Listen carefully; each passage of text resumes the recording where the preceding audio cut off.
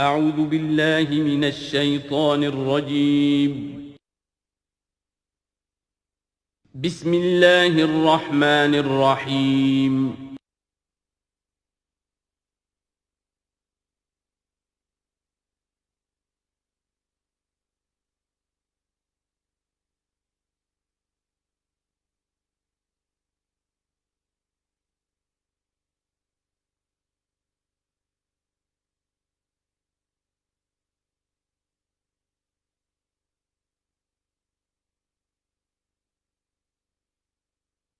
اعوذ باللہ من الشیطان الرجیم بسم اللہ الرحمن الرحیم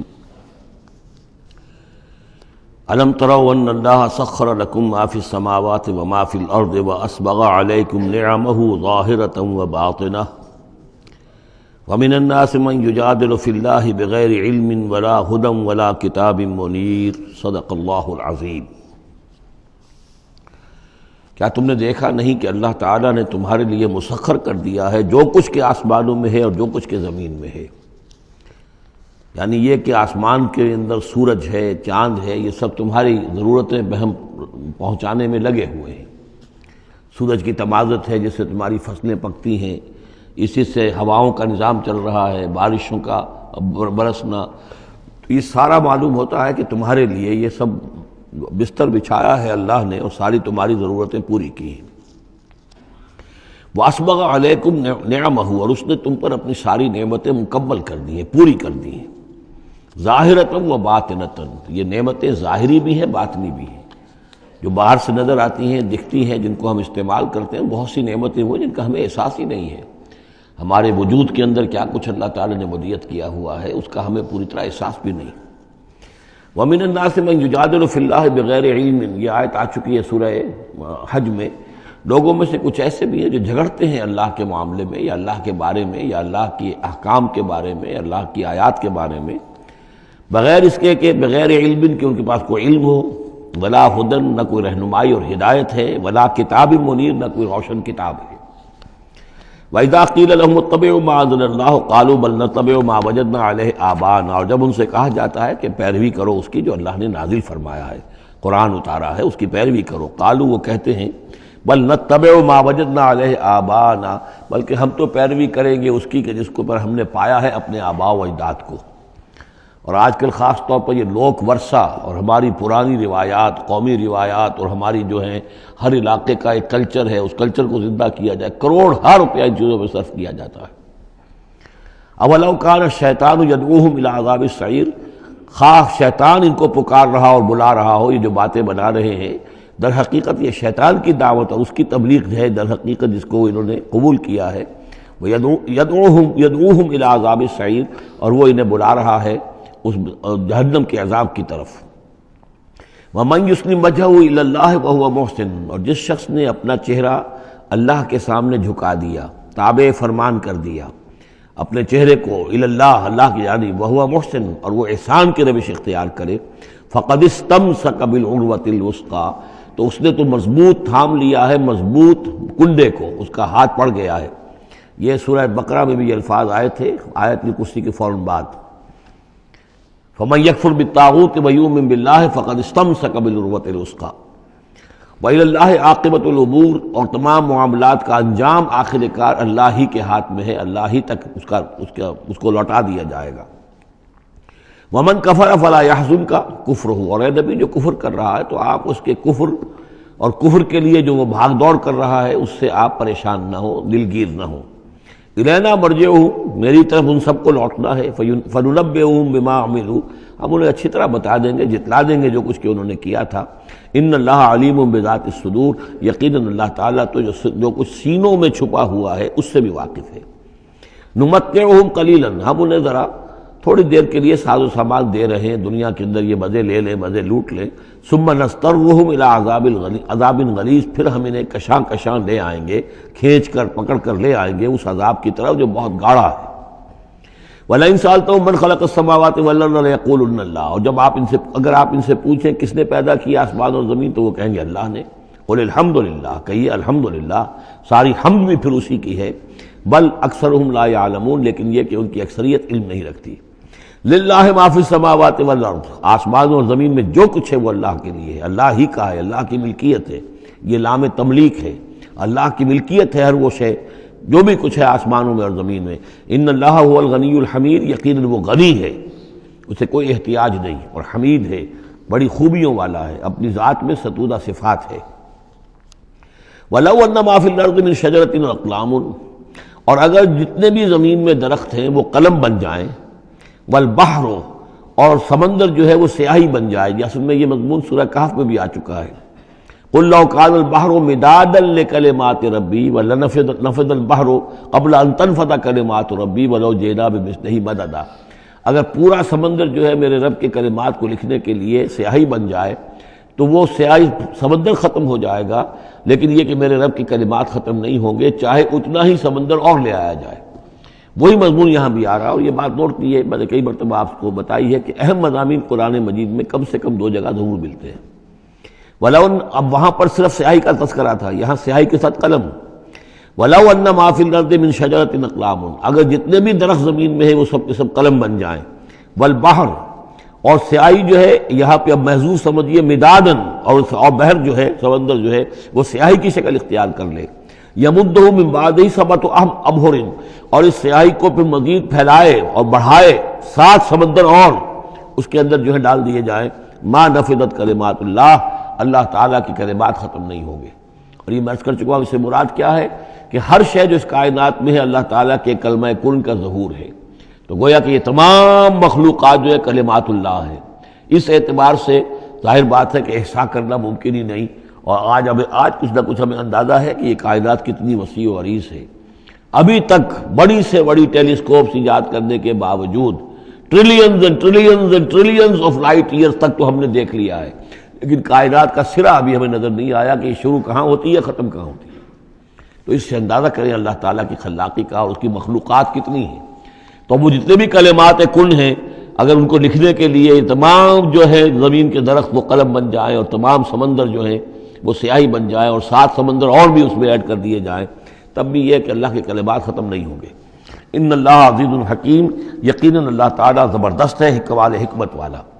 اب ادھر تو اس میں تو اللہ تعالیٰ کی تخلیق کی وسعت اور عظمت کا تذکرہ ہو گیا، اب اس کا جو اس کے انتظام کا معاملہ، اس کی تدبیر جو ہے اس میں کس قدر یسر ہے، کتنی آسانی ہے، کتنی سہولت ہے اس کے لیے۔ یعنی اس کائنات کو جیسے کہ سورہ بقرہ میں آیت الکرسی میں بھی آیا تھا، وَلَا يَئُودُهُ حِفْظُهُمَا، یہ آسمانوں اور زمین کی حفاظت اس پر کوئی بھاری نہیں ہے، مشکل نہیں ہے، اس کو جو ہے اس کے تھامنے میں، اس کے چلانے میں کوئی اس کے لیے یہ کام بوجھل نہیں ہے، وزنی نہیں ہے۔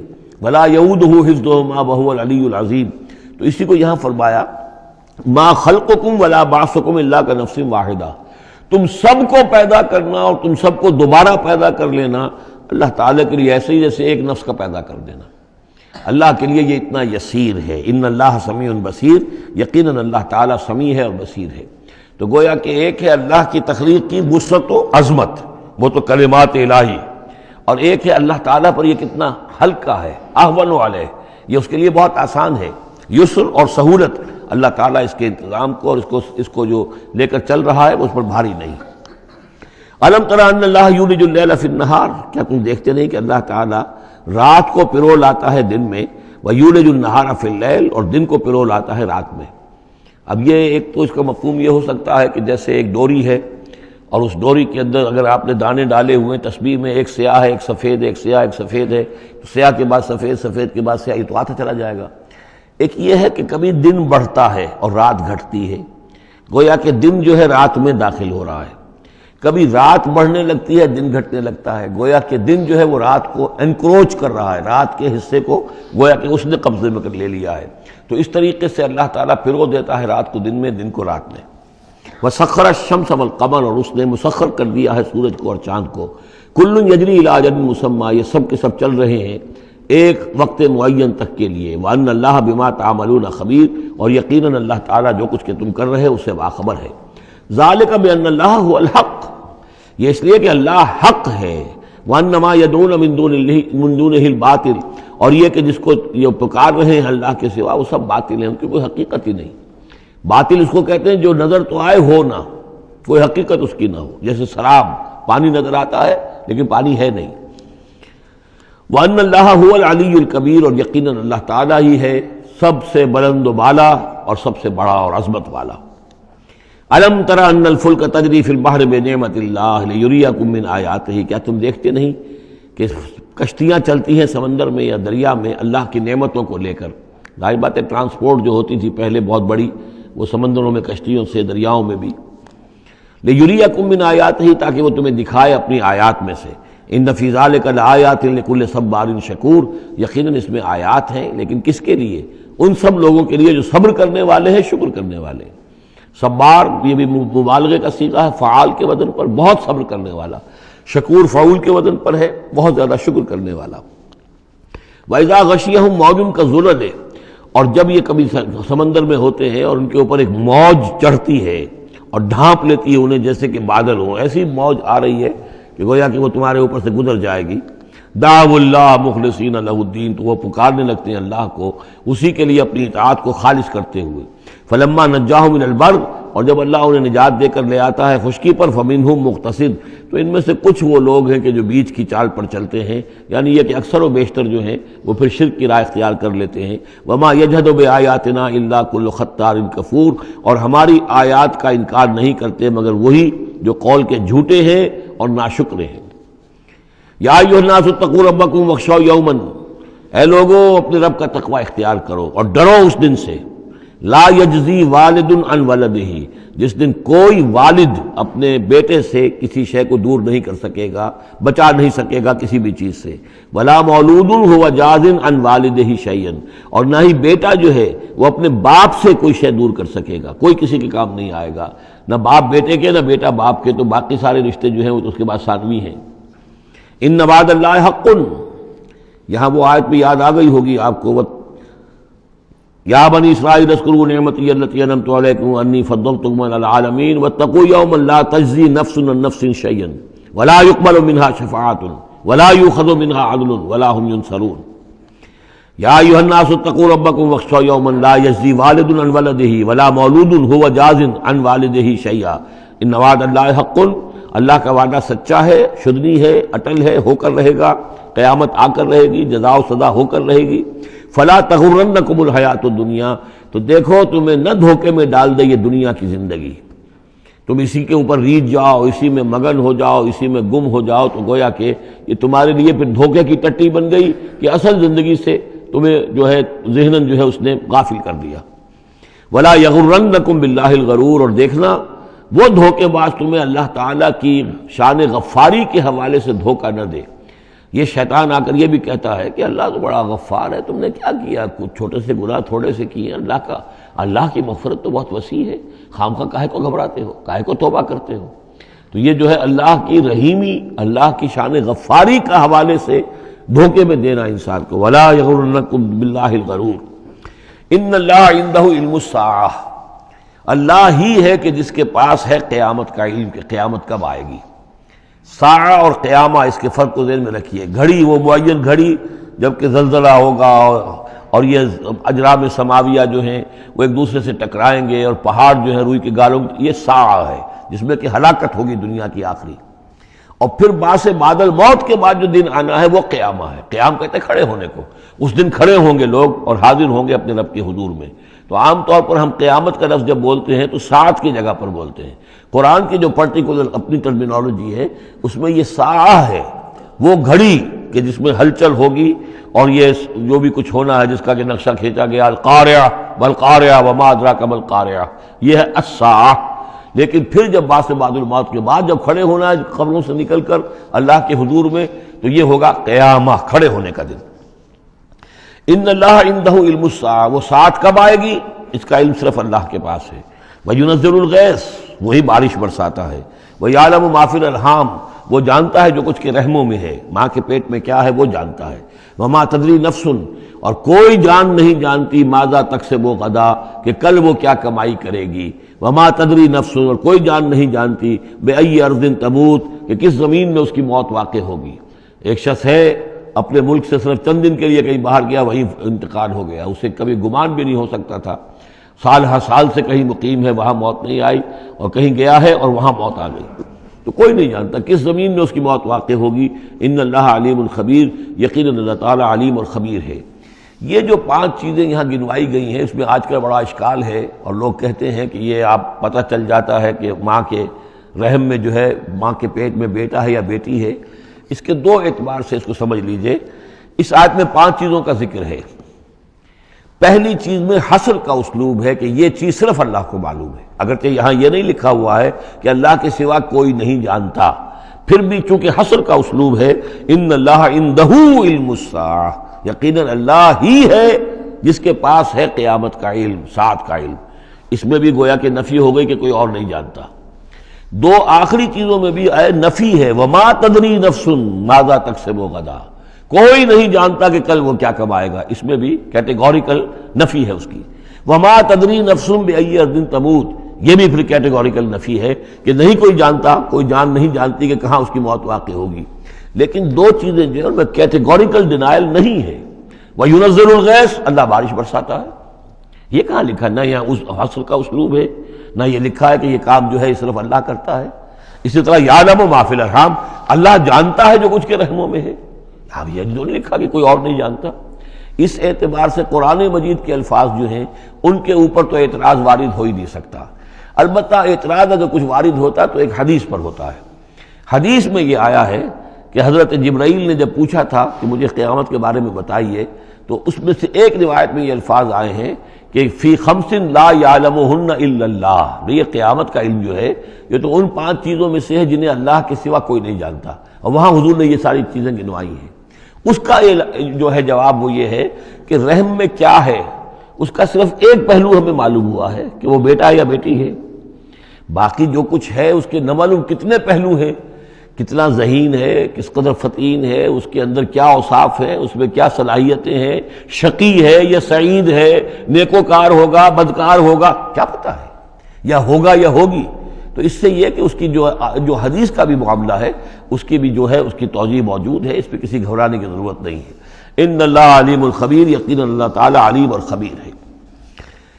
سورۃ السجدہ، اب یہ سورہ مبارکہ آئی ہے، یہ 3 رکوعوں پر مشتمل ہے، اور اس میں بڑا ردم بہت تیز ہے، اور یہ ذہن میں رکھیے گا کہ یہ حضور کی بہت محبوب صورتوں میں سے ایک صورت ہے، اس لیے کہ آپ کا یہ رواج، آپ کا یہ معمول تھا کہ آپ جمعے کے روز صبح فجر کی پہلی رکعت میں اس سورہ سجدہ کی تلاوت فرمایا کرتے تھے۔ تو جن صورتوں کے ساتھ حضور کو خاص طور پر کوئی تعلق خاطر تھا اضافی طور پر، تو اس کا ہمیں اسی سے اندازہ ہوتا ہے کہ نمازوں میں آپ جو زیادہ پڑھتے تھے، تو فجر کی نماز جمعے کے دن اس میں بالعموم آپ کا یہ معمول تھا کہ یہ سورہ سجدہ جو ہے پوری 3 رکوع پوری جو ہے وہ پہلی رکعت میں پڑھتے تھے، اور دوسری رکعت کے اندر سورۃ الدہر، یا پھر یہ کہ کبھی کبھی ایسا ہوتا تھا کہ پہلی صورت میں سورہ جمعہ اور دوسری میں سورہ منافقون، وہ 2 رکوعوں کی صورتیں ہیں، لیکن یہ جو ہے یہ صورت خاصی طویل ہے۔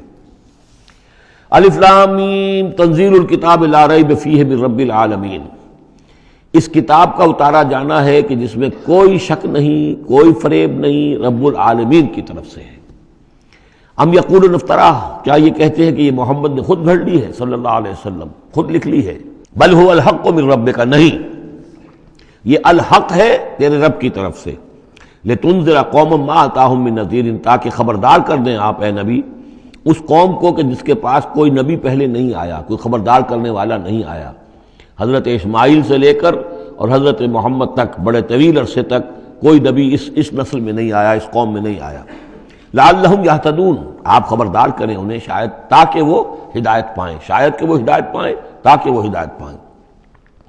اللہ الذی خلق السماوات والارض وما بینہما فی 6 ایام، اللہ وہ ہے کہ جس نے پیدا کیا آسمانوں کو اور زمین کو اور جو کچھ ان دونوں کے مابین ہے 6 دنوں میں۔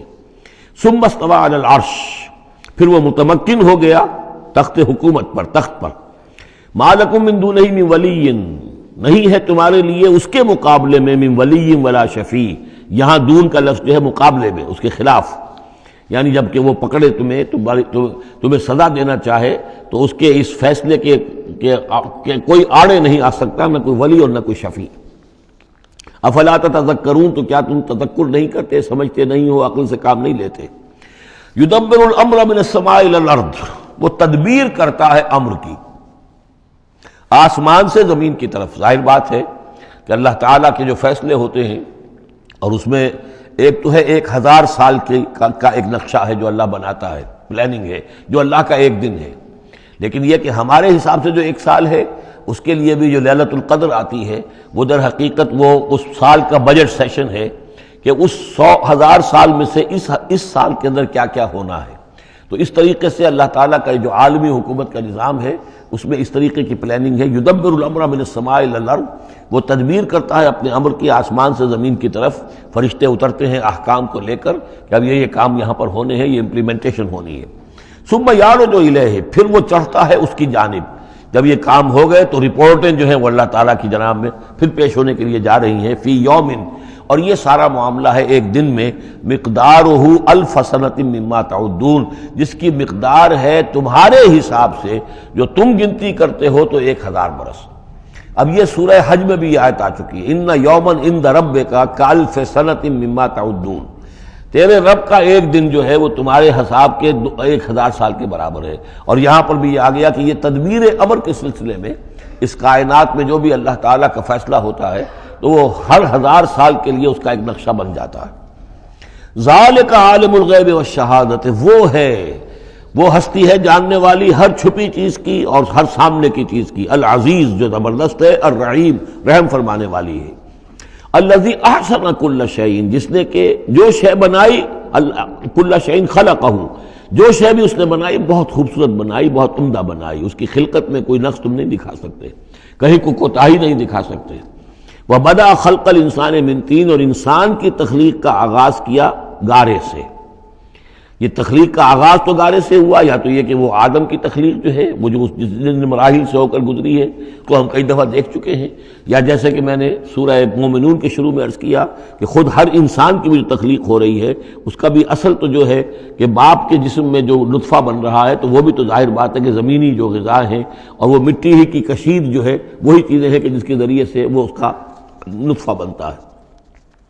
لیکن اس کے بعد ثم جعل نسلہ من سلالۃ من ماء مہین، پھر یہ جو نسل چلی ہے آدم کی علیہ الصلوۃ والسلام، اب یہ چلی ہے اس بے قدر پانی کی کہ نچڑا ہوا پانی جو ہے سلالۃ من ماء مہین، اس سے اب یہ نسل آگے چل رہی ہے. پہلا مرحلہ آدم کا مٹی سے آدم تک، اب آدم سے آگے جو تناسل کا معاملہ چل رہا ہے نوع انسانی کا، ریپروڈکشن جس نظام سے ہو رہی ہے اس کا یہ نسل جو ہے اس میں یہ ذریعہ بن رہا ہے.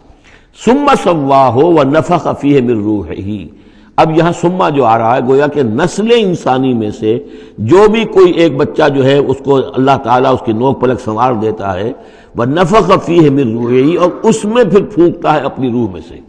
یہ میں عرض کر چکا ہوں کہ یہ حدیث نبوی سے جو بڑی پختہ حدیث ہے حضرت عبداللہ ابن مسعود رضی اللہ تعالیٰ عنہ سے، اس میں یہ ہے کہ 40 دن نطفے کی شکل ہے، 40 دن مضغہ ہے، بلکہ درمیان میں علقہ ہے، اور پھر 120 دن کے بعد اللہ تعالیٰ فرشتے کو بھیجتا ہے جو اس میں روح پھونکتا ہے. وَنَفَخَ فِيهِ مِن رُوحِهِ وَجَعَلَ لَكُمُ السَّمْعَ وَالْأَبْصَارَ وَالْأَفْئِدَةَ، اور اس نے تمہارے لیے بنا دیے ہیں کان بھی اور آنکھیں بھی، اور تمہیں عقل بھی دی ہے یا دل بھی، جو بھی چاہے کہہ لیں، اس لیے کہ دل کی بھی ایک عقل ہے اور ایک عقل حیوانی ہے. قَلِيلًا مَا تَشْكُرُونَ، بہت ہی کم ہے جو شکر تم کرتے ہو. وَقَالُوا إِذَا ضَلَلْنَا فِي الْأَرْضِ أَإِنَّا لَفِي خَلْقٍ جَدِيدٍ، اور یہ کہتے ہیں کہ جب ہم زمین میں گم ہو جائیں گے، رل مل جائیں گے، مٹی ہو کر مٹی میں مل جائیں گے، تحلیل ہو جائیں گے. اور آج کا کوئی نوجوان کہے گا جب کہ اس کے تو ایٹم جو ہے وہ بھی منتشر ہو گئے، اس کے الیکٹرانز بھی پتہ نہیں کہاں سے کہاں گئے، اب اسی کے جسم سے کھاد بن گئی ہے، وہ اس کا جسم کھاد بن گیا ہے، اور وہ کھاد جو ہے وہ پلانٹس کے اندر آ گئی ہے، اور وہ پلانٹس جو ہیں وہ بکری نے کھا لیے ہیں، اور بکری سے کہیں سے کہاں پہنچ گئے، کیسے جمع ہوں گے اس کے اجزاء. وَقَالُوا إِذَا ضَلَلْنَا فِي الْأَرْضِ، جب ہم زمین کے اندر گم ہو جائیں گے، کھوئے جائیں گے، أَإِنَّا لَفِي خَلْقٍ جَدِيدٍ، کیا پھر ہمیں ایک نئی تخلیق جو ہے عطا ہو جائے گی. بل ہم بلقاء ربہم کافرون، حقیقت میں یہ اپنے رب کی ملاقات کا انکار کر رہے ہیں، کیونکہ انہیں معلوم ہے کہ ان کے کرتوت کیا ہیں.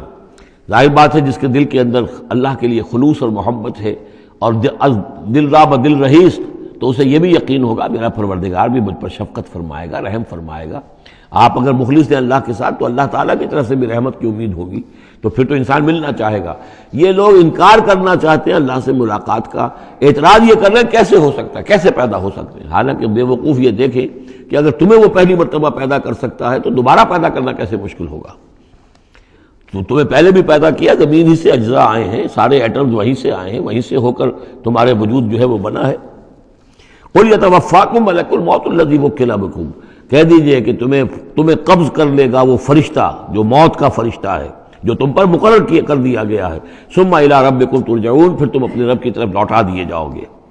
وَلَوْ تَرَىٰ إِذِ الْمُجْرِمُونَ نَاكِسُو رُءُوسِهِمْ، اور کاش کہ تم دیکھ سکو وہ منظر جبکہ یہ مجرم کھڑے ہوں گے سر ڈالے ہوئے اپنے پروردگار کے سامنے، ربنا ابصرنا وسمعنا، وہ کہیں گے پروردگار اب ہم نے دیکھ لیا، حقیقت ہم پر منکشف ہو گئی، اب ہم نے سن لیا، ہر بات جو ہے ہم نے پا لی، فرجعنا، تو ایک دفعہ ہمیں دنیا میں لوٹا دے، نعمل صالحا، اب ہم نیک عمل کریں گے، انا موقنون، اب ہمیں یقین آ گیا، ایمان کیا، ایمان سے بھی آگے کی بات، اب تو پورا یقین ہمیں حاصل ہو گیا۔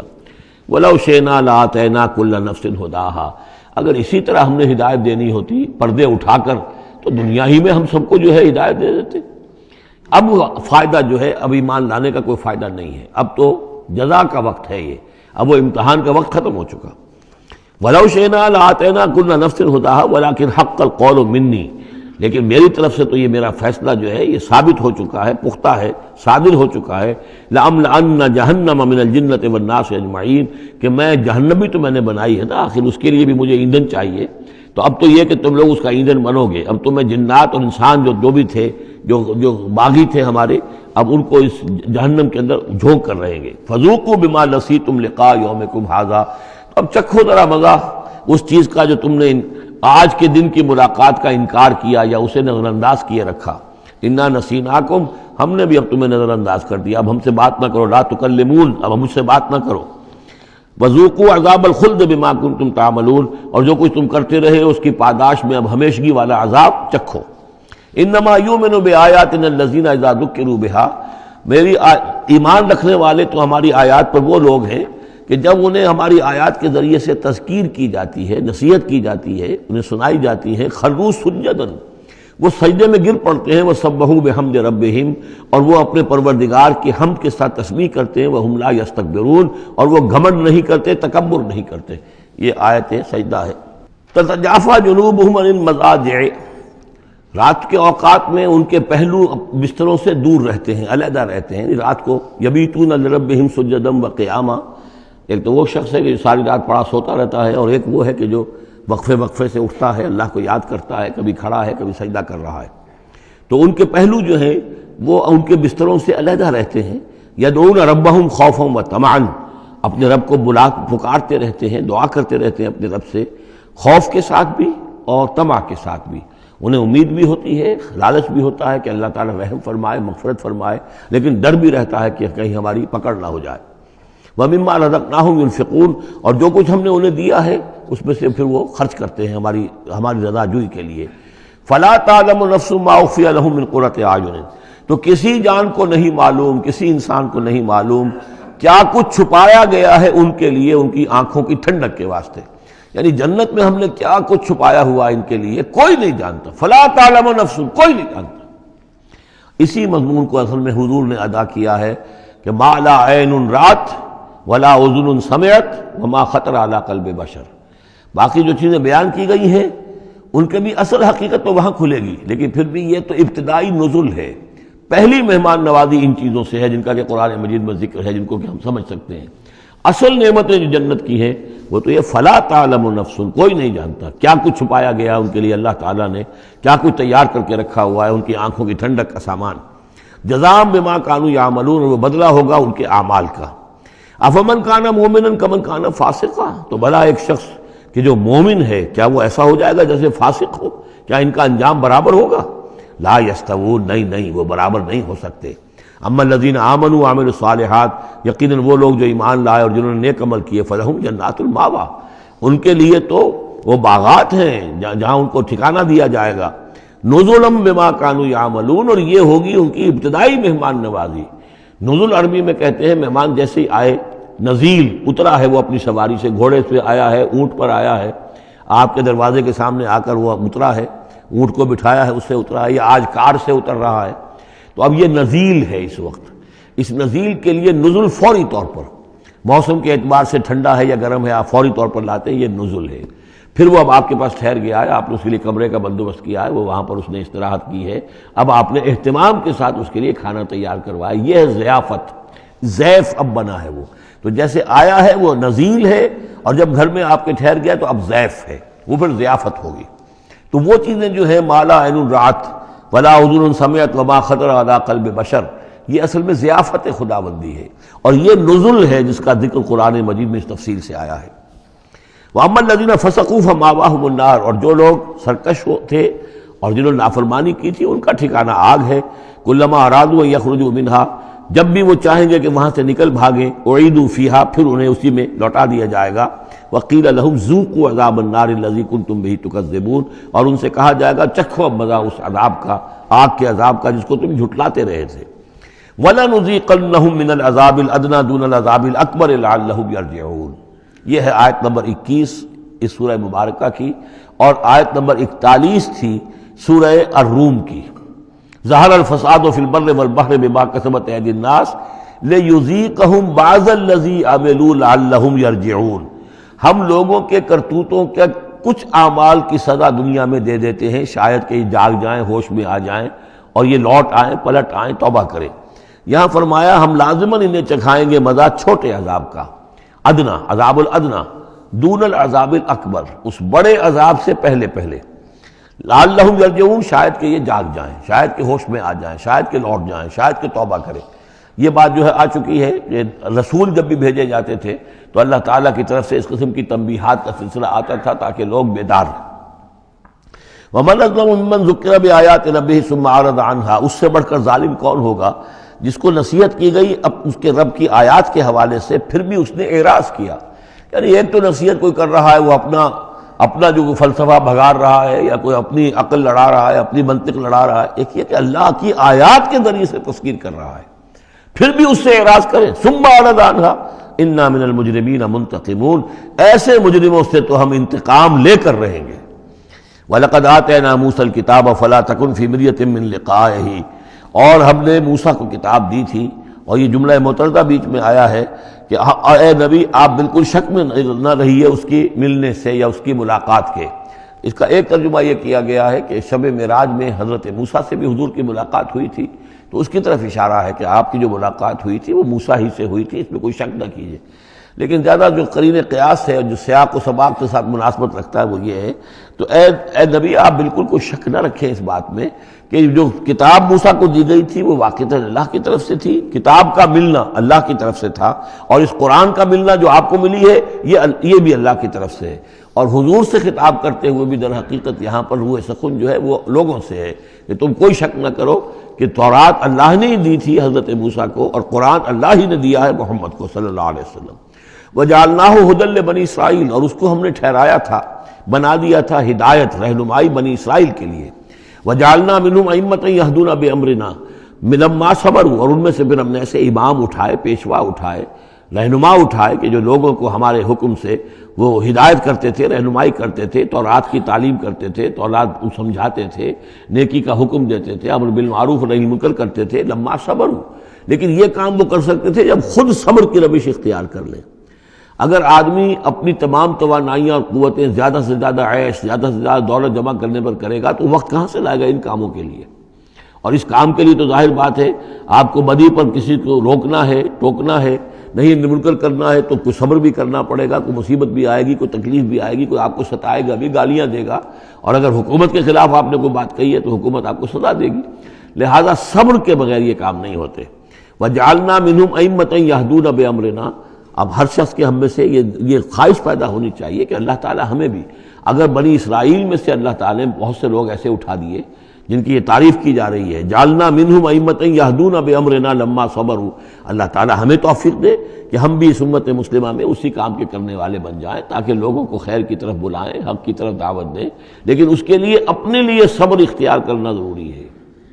کم سے کم اپنا جو ہے اسٹینڈرڈ آف لیونگ رکھیں تاکہ یہ کہ ہم اپنا وقت سپیئر کر سکیں، جس کو تبلیغی بھائی کہتے ہیں تفریغ الاوقات، اوقات فارغ نہیں کریں گے اپنے، سارا وقت تو لگا ہوا ہے آپ پیسہ کمانے میں، اس لیے کہ اس کے ایک خاص قسم کا معیار زندگی بنا لیا ہے، اور اس کو مینٹین کرنے کے لیے اب جتنا کچھ آپ کو چاہیے اب دن رات ایک کریں گے تو آپ اپنے اس معیار زندگی کو مینٹین کر سکتے ہیں۔ گویا کہ اب ہم اس معیار زندگی کو پوج رہے ہیں، ہمارے پاس اب وقت ہی نہیں ہے، صلاحیت کہاں لگائیں، کس وقت میں لگائیں، کیا کام کریں، لیکن صبر کی روش ہوگی اور پھر قرآن مجید کے ساتھ وہ تعلق ہوگا تو پھر انشاءاللہ تعالی اللہ تعالیٰ نے انسان میں بڑی صلاحیتیں رکھی ہیں، بڑی قوتیں رکھی ہیں، مسجود ملائک بنایا ہے، اللہ کے کریشن کا کلائمیکس ہے یہ، تو اللہ تعالیٰ کی یوں سمجھیے کہ تخلیق کا نقطہ عروج ہے، تو اس کے اندر صلاحیتیں ہیں۔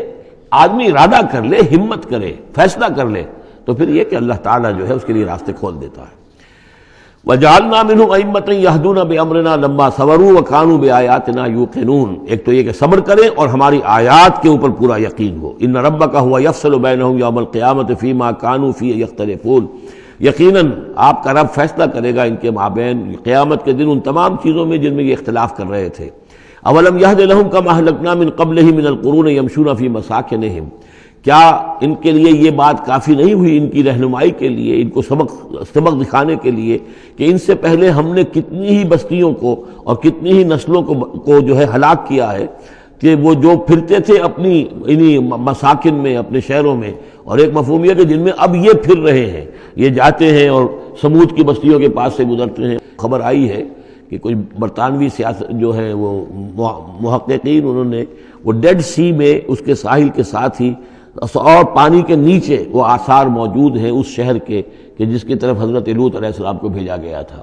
تو خبر میں یہ ہے کہ قرآن اور تورات کی جو بات ہے اس کی تصدیق ہو گئی ہے، لیکن وہ بستی جو ہے میرا میرا گمان یہی تھا کہ وہ جو ہے اصل میں سمندر کے اندر آ چکی ہے، اور شاید اسی لیے ڈیڈ سی اس کا نام ہو کہ پورے شہر جو ہیں بڑے ہوئے وہ اس کے اندر دھنس گئے ہیں، اور گویا کہ سب کے سب اسی کے اندر جو ہے ان کی قبر بن گئی ہے، وہ پانی کی قبر کے اندر وہ دفن ہوئے ہیں۔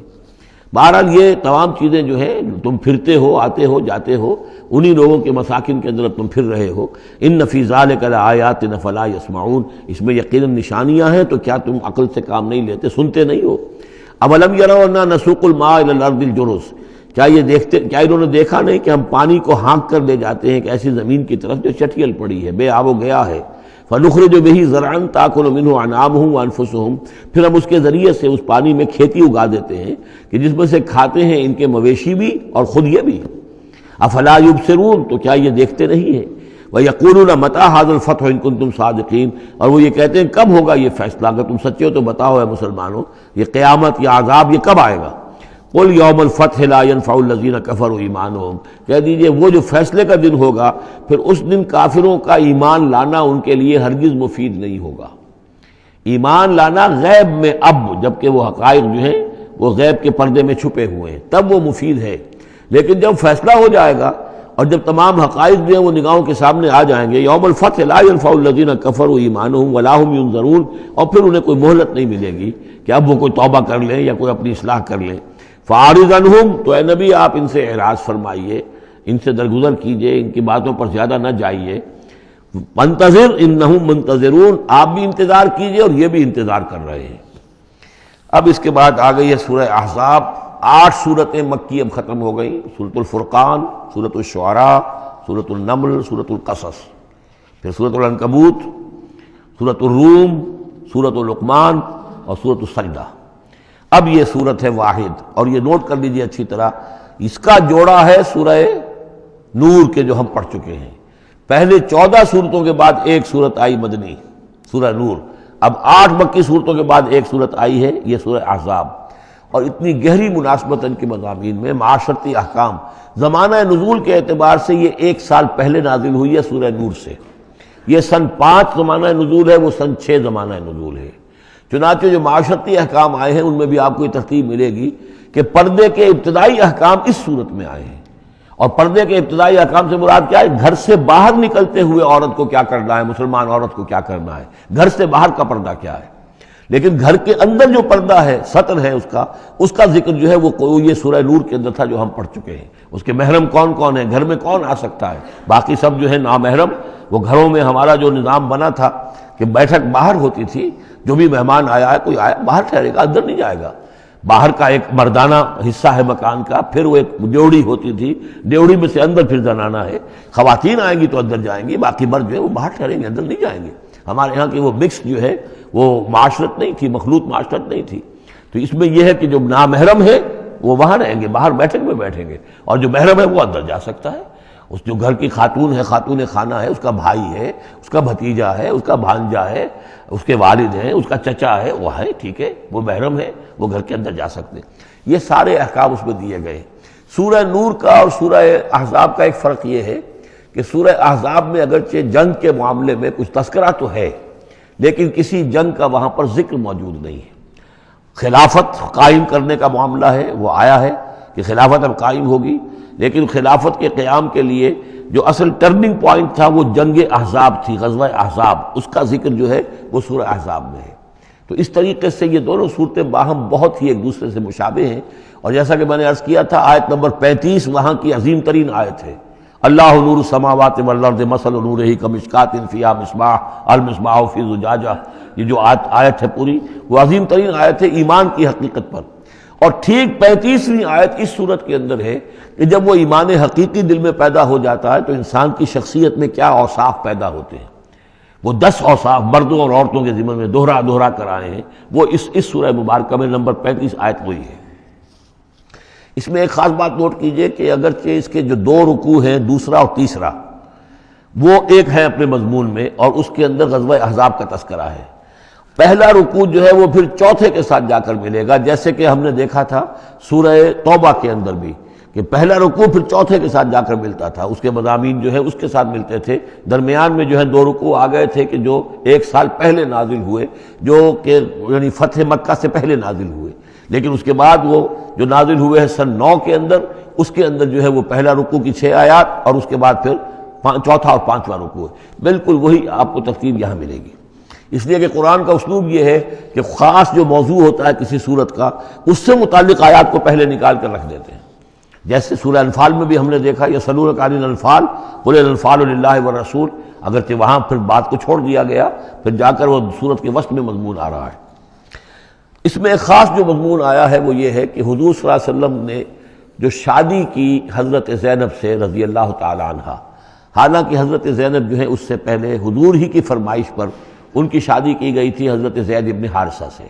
زید ابن حارثہ رضی اللہ تعالیٰ عنہ حضور کے غلام تھے، اور حضور نے انہیں آزاد کر کے اپنا بیٹا بنا لیا تھا، تو محبت بہت تھی حضور کو حضرت زید ابن حارثہ سے۔ لیکن یہ ہے کہ ایک تو منہ بولا بیٹے کی کا قرآن میں نفی آ گئی کہ منہ بولے بیٹے کی کوئی حیثیت نہیں ہے، اسلام میں اس کی کوئی قانونی اور شریعت کے اندر اس کا کوئی مقام نہیں۔ بیٹا تو وہی ہے کہ جو آپ کے صلب سے ہے۔ دوسرے یہ کہ اب منہ بولے بیٹے کی بیوی جب حضرت زید نے طلاق دی تو آیا منہ بولے بیٹے کی بیوی سے کوئی شخص جو ہے وہ نکاح کر سکتا ہے؟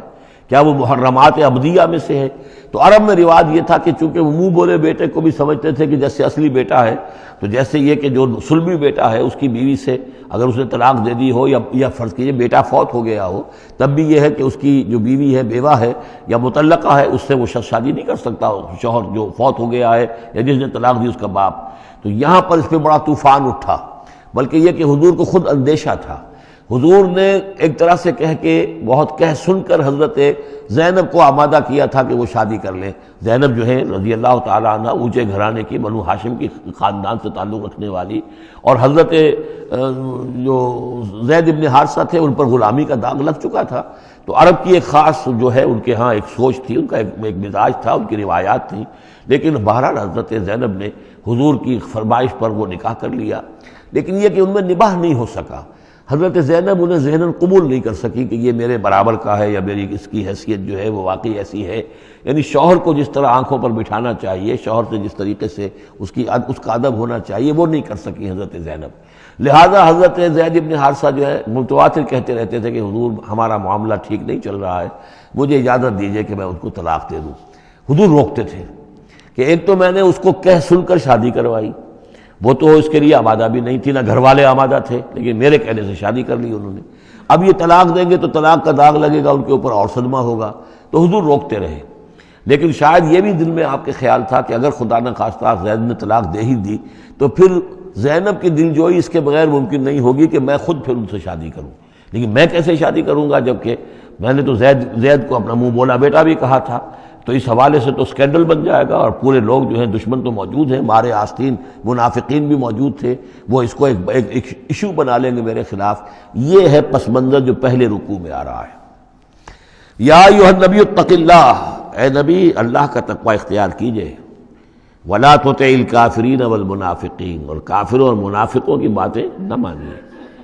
میں آپ کو عرض کر، اطاعت امر صرف حکم دینے کو نہیں کہتے بلکہ مشورے کو بھی کہتے ہیں، اور اطاعت صرف کسی کا حکم ماننے کو نہیں کہتے، کسی کی بات کو وزن دینا، توجہ سے سننا، یہ بھی اس میں شامل ہے۔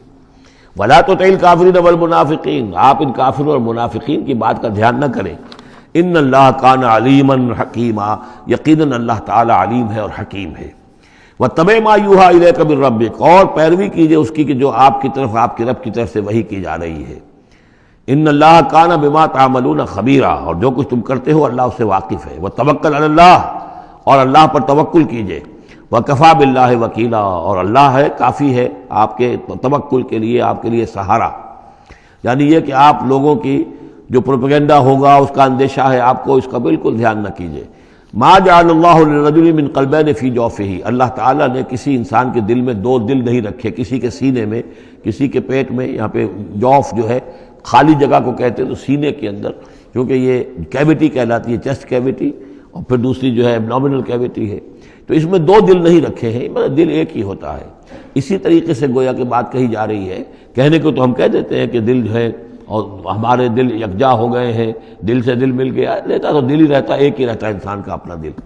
لیکن اسی طریقے سے کسی شخص کی دو مائیں نہیں ہوتی، ماں تو وہی ہوتی ہے جس نے اس کو جنا ہے، اور کسی شخص کا بیٹا جو ہے، بیٹا وہی ہوتا ہے جو اس کی صلب سے پیدا ہوا ہو۔ باقی یہ ہے کہ منہ بولا بیٹا جو وہ بیٹا نہیں بن جاتا۔ وما جعل ازواجکم اللہ، اور نہیں اللہ نے بنایا ہے تمہاری ان بیویوں کو، اللہ تظاہرون منہن، کہ جن سے تم زہار کر بیٹھتے ہو۔ یا زہار کا مضمون سورہ مجادلہ میں آئے گا۔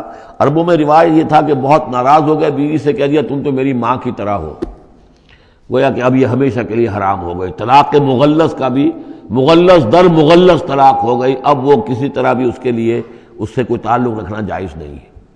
تو یہ زہار جو ہے ماں بنا دیا، کہہ دیا کہ ماں بن گئی، تو گویا کہ ماں بن گئی، لیکن اللہ تعالیٰ کے ہاں وہ ماں نہیں بنتی، ماں تو وہی ہے، جیسے کہ فرمایا وما جعل ازواجکم اللہ تظاہرون منہ امہاتہم، جن سے تم زہار کر بیٹھتے ہو، جنہیں تم یہ کہتے ہو کہ تم میری ماں کے مانند یا ماں کی پیٹھ کے مانند ہو میرے لیے، تو وہ اللہ تمہاری مائیں نہیں بن جاتی۔ وما جعل ادعیاءکم ابناءکم، نہ تمہارے منہ بولو بیٹوں کو اللہ تعالیٰ نے بیٹا بنایا ہے۔ ذالکم قولکم بافواہکم، یہ تو تمہاری منہ کی باتیں ہیں، منہ سے تم نے وہ جملہ کہہ دیا، تم تو میری ماں کی مانند ہو یا ماں کی پیٹھ کے مانند ہو، اور اسی طریقے سے کہہ دیا تم میرے بیٹے ہو، بیٹا تو وہی ہوگا۔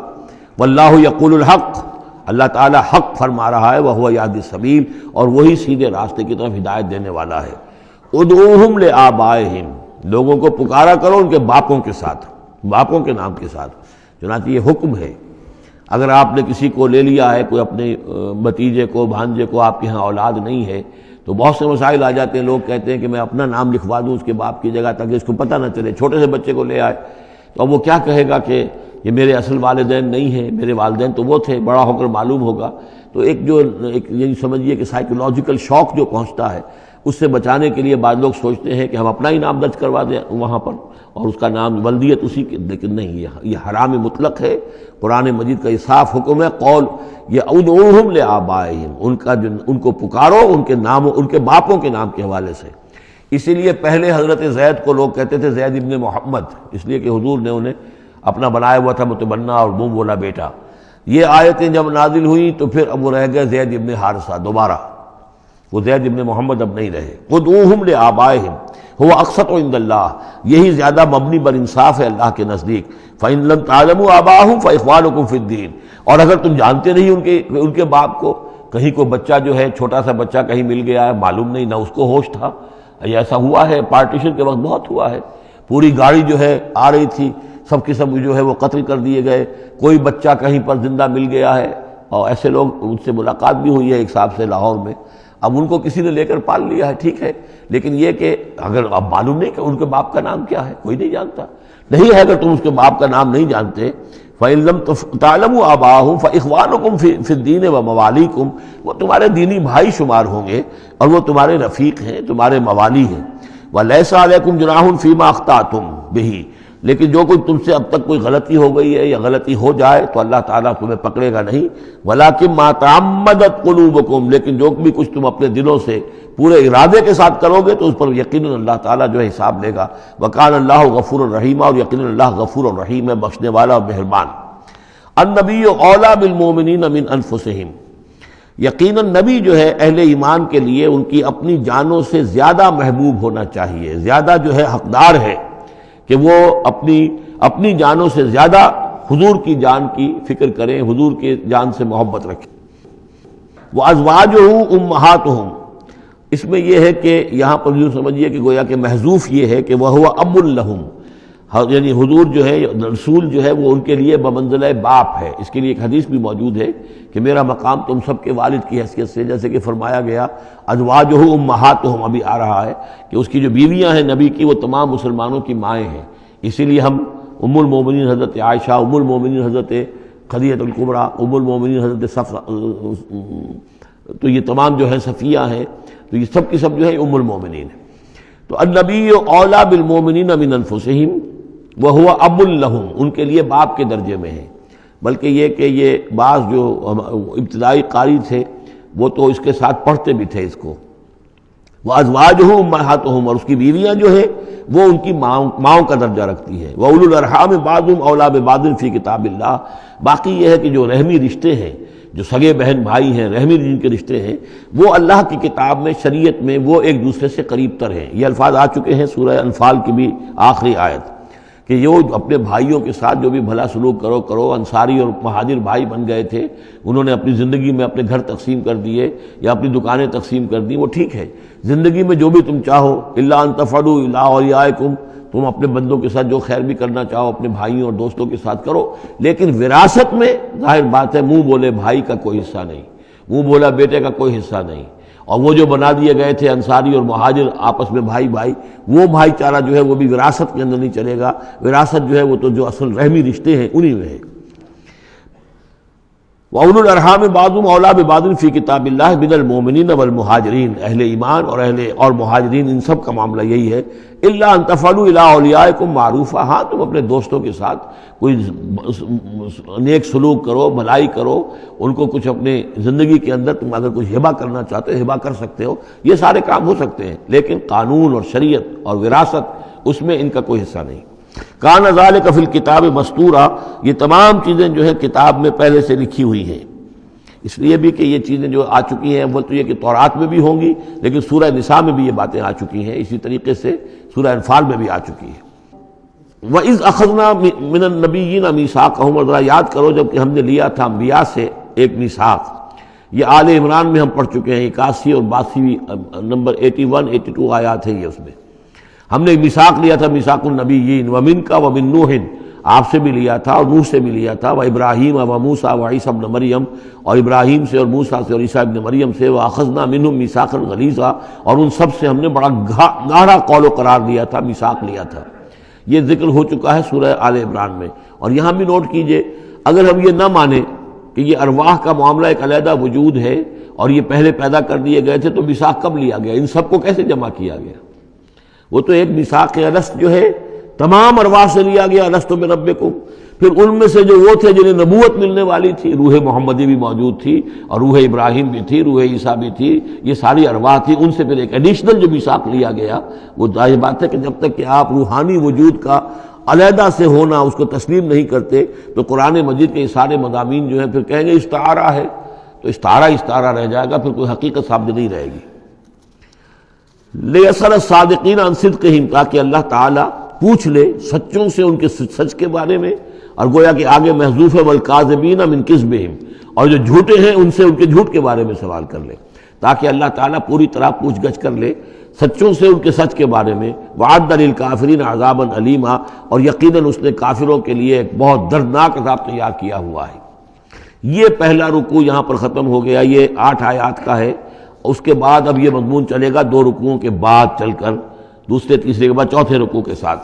ابھی یہ صرف اس کی تمہید ہے کہ اے نبی آپ ان کافروں کا منافقین کا کوئی اسکینڈل بن جائے گا، کوئی یہ ہو جائے گا، کوئی وہ ہو جائے گا، اس کو اپنے ذہن سے بالکل نکال دیجئے، جو اللہ کا حکم ہے اس کے اوپر عمل کیجئے۔ آپ کے لیے وہ نکاح کرنے میں قطعاً کوئی قباحت نہیں ہے، اور اللہ تعالیٰ نے تو گویا کہ آپ کو حکم دے دیا، اس لیے کہ وہ آ جائے گا کہ ہم نے تو وہ شادی آپ کی کر دی ہے، ہمارے حکم سے یہ حضرت زینب کے ساتھ آپ کا نکاح جو ہے طے پا چکا ہے۔ اس کے بعد 2 رکوع جو ہے ان میں ذکر ہو رہا ہے غزوہ احزاب کا۔ ہمارے پاس چند منٹ ہیں تو غزوہ احزاب کا جو تاریخی پس منظر ہے وہ میں بیان کر دیتا ہوں، باقی اس سے آگے ہم پڑھیں گے انشاءاللہ تعالیٰ کل۔ یہ غزوہ ہوا ہے سن 5 میں، اور اس کے لیے جو ہے بڑا اہتمام ہوا ہے۔ سب سے پہلے تو یہ کہ بنو نذیر جو نکال دیے گئے تھے مدینے سے، اور وہ پھر جا کر خیبر وغیرہ میں آباد ہو گئے تھے، اب انہیں مدینے کی یاد آتی تھی، انہیں ستاتی تھی یاد مدینے کی، وہ واپس آنا چاہتے تھے، وہ چاہتے تھے کہ مسلمانوں سے انتقام لیں۔ تو انہوں نے پھر یہ ہے، اور اس میں خاص طور پر وہ ابو عامر راہب جس کا تذکرہ ہم پڑھ چکے ہیں سورہ توبہ کے اندر، انہوں نے جو ہے بڑی محنت کر کے ایک طرف قریش کو آمادہ کیا کہ وہ حملہ کریں، دوسری طرف یہ ہے کہ جو نجد کے قبائل تھے غطفان وغیرہ ان کو آمادہ کیا۔ تو یہ ایک گویا سمجھیے کہ متحدہ محاذ بن کر ایک گرینڈ آرمی جو ہے وہ آئی، 12,000 کی فوج، جو عرب میں یوں سمجھیے کہ یہ کوئی انہونی سی بات تھی کہ کوئی اتنی بھی قوت، وہ شمال سے بھی آئے، جنوب سے بھی آئے، اور مغرب سے بھی آئے، مشرق سے بھی آئے۔ اس کا نقشہ تو بعد میں جب ہم پڑھیں گے تو کھل جائے گا۔ اب انہوں نے آ کر گھیر لیا مدینے کو، محاصرہ کر کے پڑ گئے۔ اتنی بڑی فوج حضور کے پاس کل اس وقت جو تعداد بنتی تھی 3,000 کی تھی مدینے کے اندر، جن میں کہ منافقین بھی تھے، اور دوسری یہ کہ عقب میں وہ بنو قریظہ بھی موجود تھے، ایک قبیلہ بڑے طاقتور قبیلہ تھا، بڑا قبیلہ تھا، ان کی گڑھیاں تھیں، ان کے قلعے تھے، وہ موجود تھے۔ اب پیچھے وہ موجود ہیں، اندیشہ ہے کہ کہیں وہ غداری کریں، جیسے کہ اس سے پہلے بنو قینقاع نے کی یا بنو نذیر نے کی، اس وقت وہ غداری کریں گے، اور اس کی خبریں بھی مل گئی تھیں کہ سلسلہ جنبانی ہو چکا ہے اور باہر سے وہ لشکر آ گیا ہے۔ 2 طرف مدینے کے حرات ہیں، چٹانیں ہیں لاوے کی، سیاہ پتھر ہیں اور چکنے ہیں، ان کے اوپر نہ اونٹ چل سکتا ہے اور نہ گھوڑا دوڑ سکتا ہے۔ تو وہ جو حرات ہیں مدینے کے 2 طرف، وہ تو گویا کہ ایک اللہ تعالیٰ کی طرف سے ایک نیچرل پروٹیکشن جو ہے مدینہ کو ملی ہوئی ہے۔ اب 2 طرف جو رہ گئے تو اس میں پیچھے تھے یہ عقب میں جو ہے یہ بنو قریظہ کی گڑھیاں تھیں، اور سامنے کا علاقہ تھا کہ جہاں سے لشکر آ کر جو ہے انہوں نے جو حملہ کرنا تھا۔ تو پھر حضرت سلمان فارسی کے مشورے پر جب یہ مشورہ کیا حضور نے کہ اب اس طرح کیا کیا جائے، اتنا بڑی فوج آ گئی ہے، تو انہوں نے پھر بتایا کہ ہمارے ہاں یہ ایران میں یہ رواج ہے کہ جب اس طرح کی سچویشن ہو تو کھلے میدان میں جا کر لڑنے کی بجائے ہم خندق کھود لیتے ہیں، تاکہ اس خندق کے اندر سے ہو کر پھر یہ ہے کہ جو بھی چھلانگ مار کے آئے گا خندق میں سے اس کو عبور کر کے آئے گا تو ان کے ساتھ مقابلہ کرنا آسان ہے، ایک ایک کر کے آئیں گے، 10-10 آئیں گے، ایک دم پورا لشکر جو ہے دوڑ کر جو ہے کیولری ان کی جو ہے گھوڑے دوڑا کر تو نہیں آ سکتے۔ تو اس حوالے سے پھر خندق کھودی گئی، بہت ہی یعنی رسد کم تھا، فاقے لوگوں کو ہو رہے تھے، 2-2 3-3 دن کے کھانے کو کچھ نہیں ملا، سردی شدید تھی۔ اس موسم میں پھر طے ہوا کہ خندق کھودو، تو مسلمان خندق بھی کھود رہے تھے، اور اسی دوران یہ خبر بھی مل گئی کہ بنو قریظہ بھی بغاوت پر اور بدعہدی پر آمادہ ہیں۔ یعنی ہر اعتبار سے یہ سمجھ لیجئے کہ اللہ تعالیٰ نے اہل ایمان کے صبر اور امتحان کے لیے ایک بہت ہی سخت خوفناک صورت پیدا کر دی۔ اگرچہ اس کے بعد ہوا کیا، اس میں یہ ہے کہ ایک حضرت نعیم تھے ابو مسعود الاشجعی، نعیم بن ابن مسعود اشجعی، انہوں نے ایک بڑی تدبیر کی، حضور سے آ کر اجازت بھی دی۔ اشجعی قبیلے کے تھے، وہ باہر کے تھے، مدینے کے نہیں تھے، کہ حضور اگر آپ مجھے اجازت دیں تو میں ان کے مابین کچھ آپس میں بد اعتمادی پیدا کر دوں۔ بنو قریظہ کے پاس گئے کہ دیکھو تم یہاں رہتے ہو، یہ تو باہر سے آئے ہیں، فرض کریں چلیے آپ یہ سمجھتے ہیں کہ وہ جیت جائیں گے اور محمد اور ان کے ساتھیوں کو تم ختم کر دو گے، لیکن یہ بھی سوچو کہ اگر برعکس ہو گیا 10%، 20%، 30%، کوئی امکان ہے کہ نہیں؟ تو تم کیا کرو گے؟ تمہیں تو یہاں رہنا ہے، پھر محمد کے ساتھ پھر تمہارا معاملہ ہوگا، اور ہو سکتا ہے کہ وہ چھوڑ کر چلے جائیں پھر۔ تو تم ایسے کرو کہ ان سے مانگو کہ کچھ لوگ ہاسٹیجز تمہیں دیں اپنے، تاکہ ان کو یقین یہ رہے، تمہیں یقین رہے کہ وہ اپنے وعدے سے پھریں گے نہیں، جو بھی وعدہ انہوں نے کیا ہے تمہارے ساتھ مدد کرنے کا، اور تمہارا جو اندر سے تم مسلمانوں پر حملہ کرو گے تو جو کچھ بھی ان کے وعدے وہ پورے کریں گے۔ انہوں نے کہا بات تو ٹھیک ہے، یہ نعیم جو کہہ رہا ہے یہ بات صحیح ہے۔ تو انہوں نے وہ مطالبہ کیا ان سے، قریش سے، اور وہ جو لشکر باہر پڑے ہوئے تھے 12,000 کے، کہ آپ اپنے کچھ آدمی ہمارے پاس بھیجیے تاکہ ہمیں اعتماد رہے، ہمارے پاس وہ رہیں گے ہاسٹیجز کی حیثیت سے، کہ ہمیں یقین رہے کہ آپ اپنی بات پوری کریں گے۔ ادھر سے جا کے ان سے کہا کہ وہ تم ان کے اوپر کیسے اعتماد کر رہے، وہ تو تمہارے اوپر اعتماد ہی نہیں کرتے، تم سے آدمی مانگ رہے ہیں۔ اور اس طریقے سے ان کے مابین جو ہے وہ ایک فرکشن پیدا کر دی، بد اعتمادی پیدا کر دی۔ ایک تو یہ ایک تدبیر ہوئی، دوسرے یہ کہ سب سارے امتحان پورا ہو گیا اور دودھ کا دودھ پانی کا پانی جدا ہو گیا، اہل ایمان بھی ثابت ہو گئے، ثابت قدم یہ لوگ ہیں، اور منافقین کا بھی جو خبث باطن تھا ان کی زبانوں پر آ گیا اور معلوم ہو گیا کہ ان کے دلوں کے اندر نفاق ہے۔ پھر اللہ تعالیٰ نے ایک تیز آندھی بھیجی، وہ آندھی ایسی آئی، جھکڑ ایسا آیا کہ وہ لشکر جو تھا اس کے خیمے اڑ گئے، جہاں دیگیں چڑھی ہوئی تھی چولہوں کے اوپر آگ لگ گئی، اور اس سے ایک افراتفری پیدا ہوئی، جس کے نتیجے میں وہ لشکر انہوں نے اپنا وہاں سے کیمپ اٹھایا اور چلے گئے۔ باقاعدہ کوئی بڑی لڑائی کی کوئی شکل پیدا ہی نہیں ہوئی، لیکن اللہ نے بس امتحان جو ہے ایک شریر مسلمانوں کا لے لیا۔ اب اس کے بارے میں انشاءاللہ تعالیٰ کل ہم اس کا مطالعہ کریں گے۔ بارک اللہ لی و لکم فی القرآن العظیم ونفعنی وإیاکم بالآیات والذکر الحکیم۔